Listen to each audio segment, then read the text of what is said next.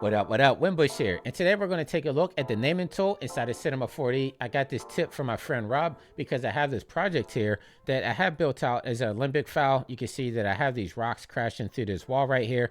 And I want to bring this over to Unreal Engine for Fortnite. And I wanted to organize it a little bit. But if I look over here inside of my objects panel, you can see that we just got this really weird naming convention. And so I wanted to organize this so it's a little bit easier to bring inside of UEFN. So what I'm going to do is select my top mesh right here, and then I'm going to slide all the way down to the bottom, and I'm going to hold down the shift key, and I'm going to left click at the very last one down here. Now I have everything selected inside of my objects panel. If I come down here inside of my attributes panel, right here where it says name, I'm just going to type in wall.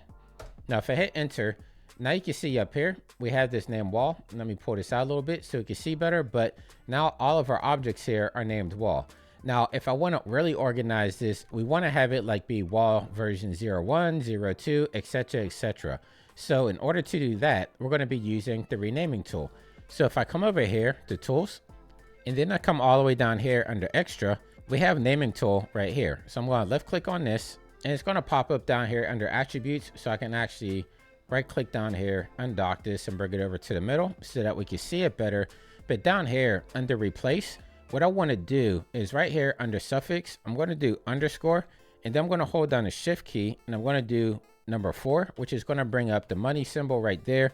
And then I'm going to do a capital N.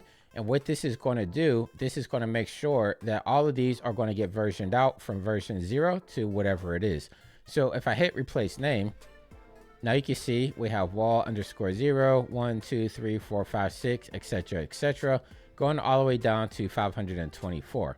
So now that we have everything named out here, we could probably bring this into any application that we want, and everything is just going to be organized for you. So I just wanted to share this quick tip with all of you out there. My friend Rob Matt, give a big shout out to him because he's the one that showed me how to do this. And I was trying to get these to be working throughout other applications. So hopefully this helps you out if you need to get your stuff set up inside of Cinema 4D. And if this did help you out, make sure you hit that subscribe button. It definitely helps me out on the channel, keeps things moving. And until next time, stay fresh, keep creating, and I'll catch you in the next video. I'll see you soon. Take care.